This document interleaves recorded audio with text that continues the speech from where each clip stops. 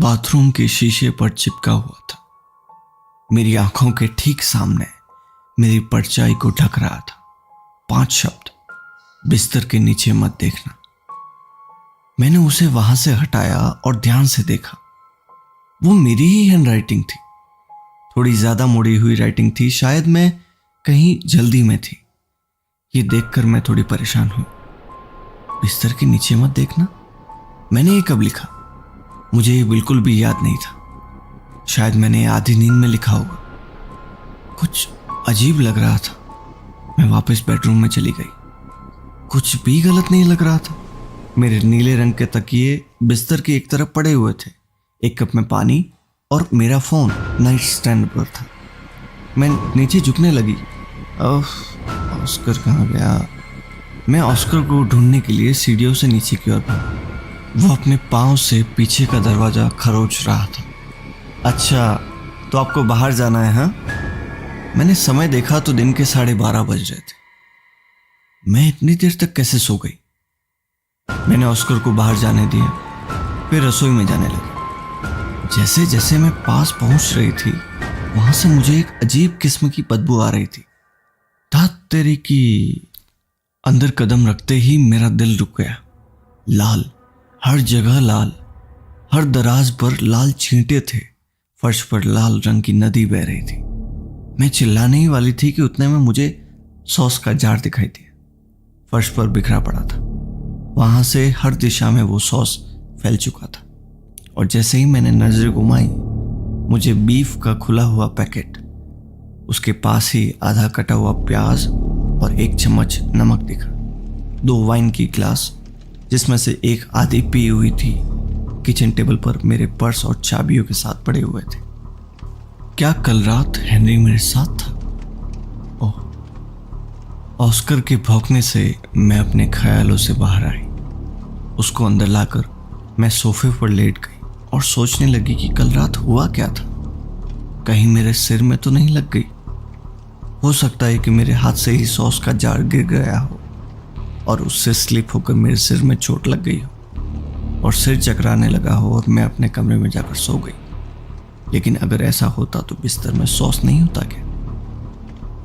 लंबी सांस लेने के बाद मैंने मेरा फोन निकाला और हेनरी को कॉल लगाया। शायद उसको कुछ पता हो, लेकिन जैसे ही मैंने फोन अनलॉक किया तो मुझे एक मैसेज दिखा।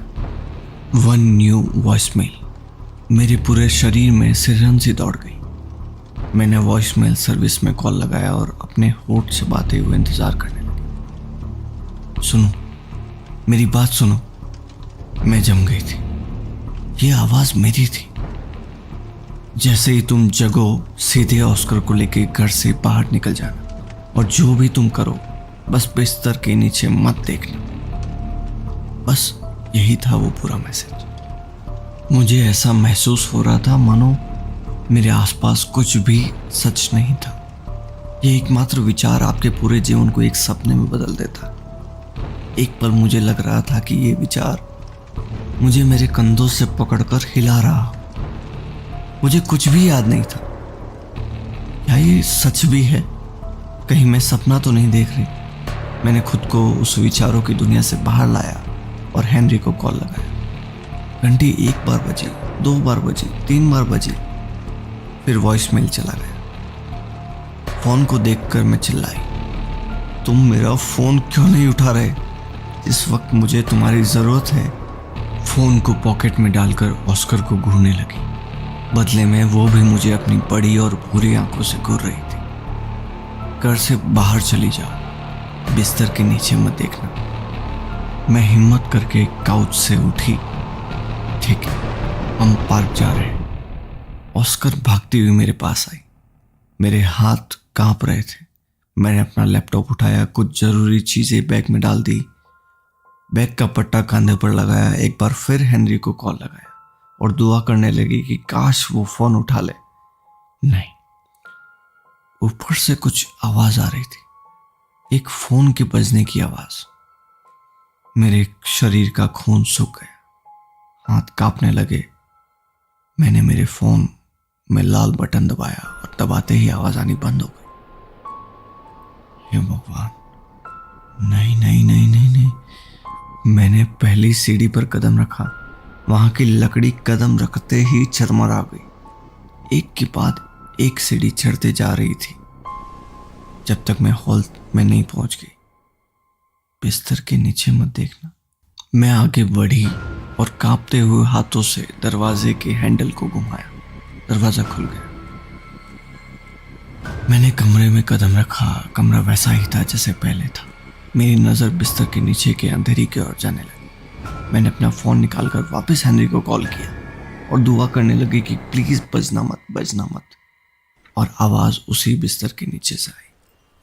मेरा गला सूख गया। मैं धीरे धीरे नीचे देखने के लिए झुकने लगी। मेरा पूरा शरीर कांप रहा था। खुद को काबू करने की कोशिश कर रही थी।